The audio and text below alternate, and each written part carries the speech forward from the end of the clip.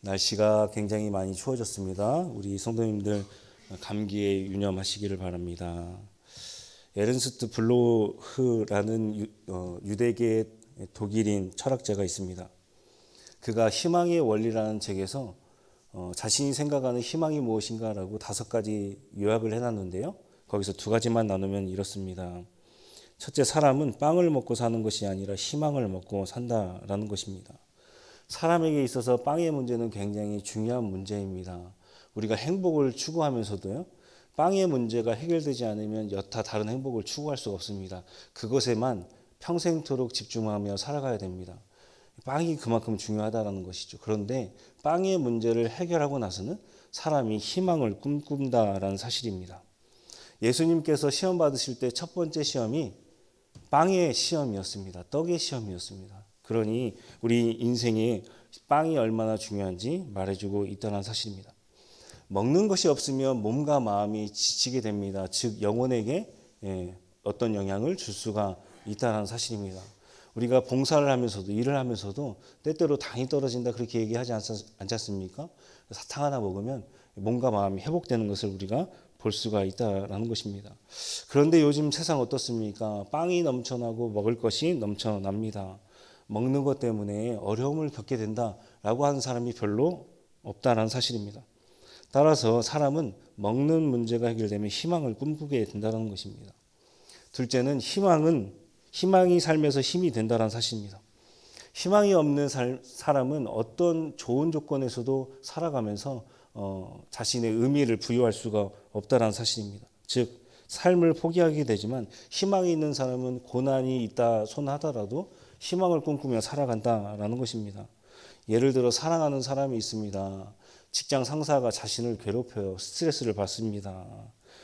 우리 성도님들도 회사 생활하면서 녹록지가 않을 것입니다. 지난 월요일에 혼자 목욕탕을 갔습니다. 엘리베이터를 탔는데 그 건물이 회사 건물이었습니다. 그런데 사람들의 이야기를 조용히 듣다 보니까 다들 직장 상사를 뒷담화하는 내용이었다는 겁니다. 회사를 다닌다는 것 자체가 스트레스가 아니겠습니까? 그렇게 직장 동료와 함께 이야기를 하면서 스트레스를 푸는 것이죠. 그런데 사랑하는 여인이 회사 끝나고 기다리고 있습니다. 약속이 있습니다. 그러면 그 사람은 회사가 아무리 힘든다 할지라도 그 나중에 약속을 꿈꾸며 행복을 꿈꾸며 희망을 할 수가 있다는 사실입니다. 힘든 회사 생활도 너끈히 버틸 수 있다는 것이죠. 예수님 사후에 제자들은 하나같이 박해를 받고 십자가에서 죽게 되었습니다. 참수형을 당하게 되었지요. 만약 죽음이 인생의 끝이고 부활할 수 있는 천국의 소망이 없다라고 한다면 어떻게 그들이 쉽게 죽을 수가 있겠습니까? 그들에게 있어서 부활과 천국은 바로 희망이었다라는 것입니다.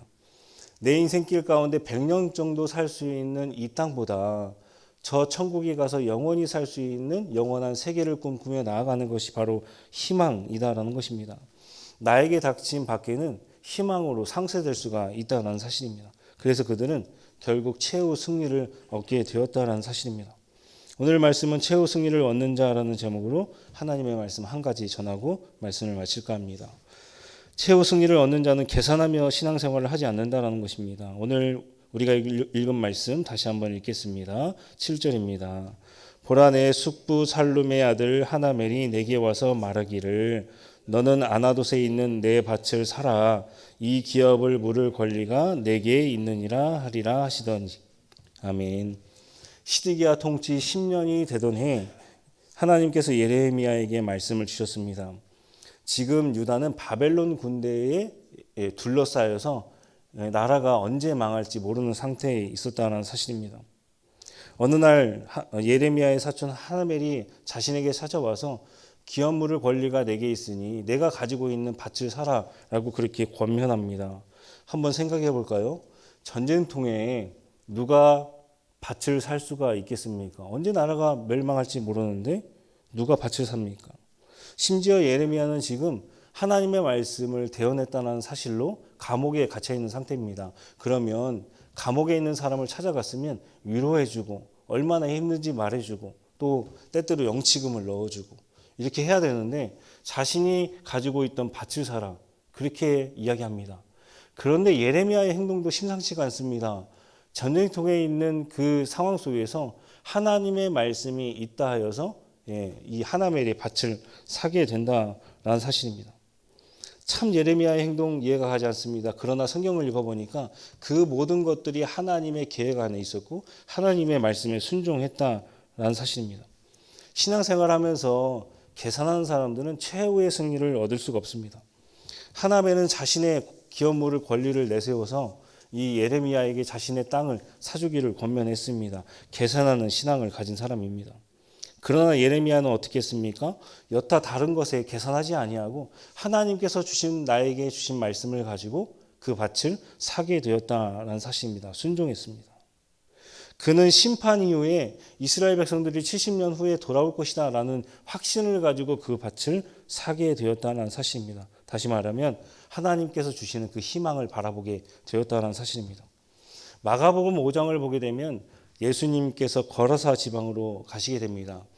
거기를 갔더니 무덤 사이에서 굉장한 힘을 가진 귀신 들린 사람이 한 명 있습니다. 예수님께서 그를 만나시게 됩니다. 귀신이 예수님을 알아보자 예수님에게 그가 이렇게 이야기합니다. 그곳에서 내보내지 말아 주십시오. 다시 한번 간청합니다.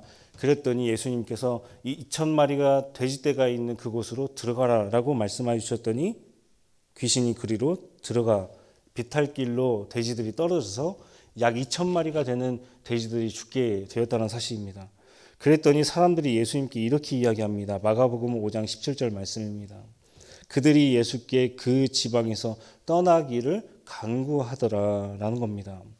다시 말하면 장사가 잘 안 되는 겁니다. 자신들이 가지고 있던 돼지떼가 몰살하여 죽게 되었습니다. 성령의 역사가 때때로 일어나는 곳에서는요, 이렇게 경제적인 손실이 일어나더라라는 겁니다. 사람들은 이것을 성령의 역사다라고 고백할 수가 없었다는 사실입니다. 그저 자신에게 일어난 경제적 손실, 내 주머니에서 어떤 돈이 빠져나간 것, 그런 일만 생각하더라라는 겁니다. 그런데 하나님을 믿는 사람들이 경제적 손실만 생각하면 어떻게 신앙생활을 할 수가 있겠습니까?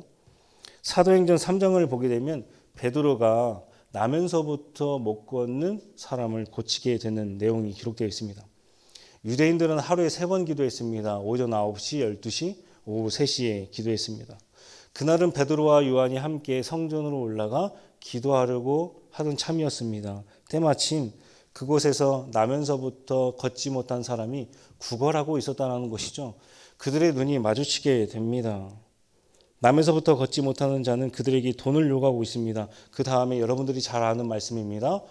은과 금은 내게 없거니와 내게 있는 것을 내게 주노니 나사렛 예수 그리스도의 이름으로 일어나 걸어라 하고 그의 손을 잡고 일으키니까 어떻게 되었습니까? 그가 일어나게 되었다는 사실입니다.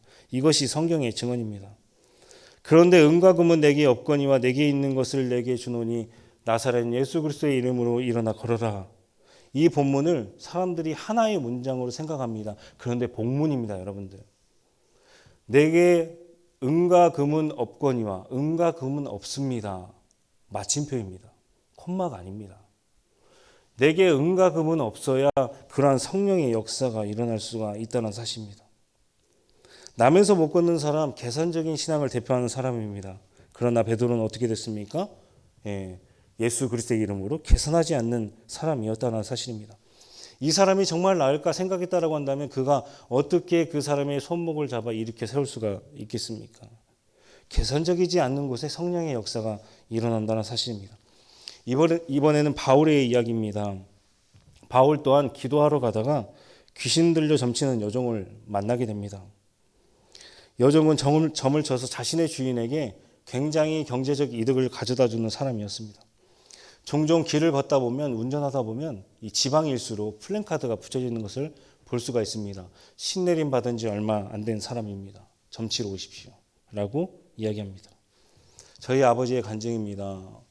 장례식장을 갔어요.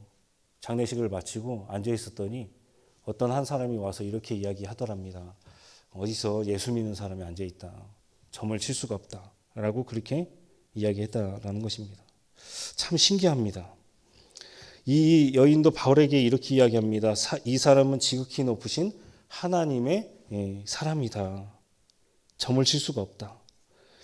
귀신도 하나님을 알고 예수님을 압니다. 심지어 소리까지 지릅니다.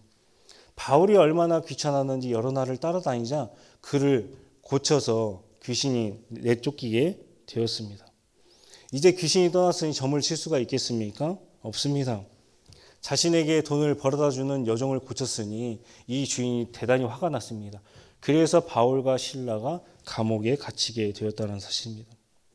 점치는 요정의 주인 계산적인 사람이었습니다. 바울은 어떠한 사람입니까? 계산적이지 않는 신앙을 가지고 있었다는 사실입니다. 계산하는 것을 버려야 우리는 성령의 역사를 맛볼 수가 있습니다. 여러분들은 어떠한 신앙생활을 하고 계십니까? 말씀을 맺습니다. 하나님의 역사를 보고 싶다면 계산적으로 신앙생활하는 우리의 구습을 버려야 됩니다. 계산적인 곳에는 하나님의 역사가 나타날 수가 없습니다. 이 땅에 아무리 많은 물질을 쌓아 올릴지라도 주님께서 말씀하신 것처럼 때때로 우리가 조미 먹을 수가 있습니다. 예상치 못한 곳에서 물질이 흘러나갑니다. 하나님의 역사를 위하여서 돈을 써야 되는데 그 돈이 때때로 다른 곳에 빠져나가게 된다는 사실입니다. 도둑이 듭니다. 그러나 믿는 사람들은 하늘의 보화를 쌓는 사람들입니다. 이제부터라도 주님께서 말씀하신 그곳에서 예레미야처럼 아나도스에 있는 밭을 사야 된다는 사실입니다. 그것이 나에게 이득이 없을지라도 하나님의 말씀이 있었다라고 한다면 그것은 우리가 그냥 밭을 사는 것이 아니라 하나님의 희망을 삼는 주님의 말씀을 붙잡는 계기가 된다는 사실입니다. 나라가 풍전등화에 있는 상황에서도 예레미야가 그 밭을 살 수 있었던 이유는 하나님께서 지금은 심판하시지만 분명히 70년 후에는 반드시 이스라엘 백성들을 이 땅 가운데 돌아오게 하시겠다는 하나님의 말씀의 희망을 붙잡은 것입니다. 여러분들은 어떻습니까? 하나님의 말씀에 희망을 걸고 계십니까? 지금 내 눈에 보이는 것이 아니라 주님의 말씀이 여러분들에게 희망이 되고 계십니까? 그렇다고 한다면 여러분들은 신앙생활을 지금 잘하고 계시는 것이라고 말씀드릴 수가 있습니다. 바라건대 여러분들은 하나님의 봉사와 일을 하실 때 계산적으로 하지 않아서 예레미야가 70년 후에 바라봤던 그 희망을 꼭 사시고 최후 승리를 얻는 저와 여러분 되기를 주님의 이름으로 간절히 소망합니다. 기도하겠습니다.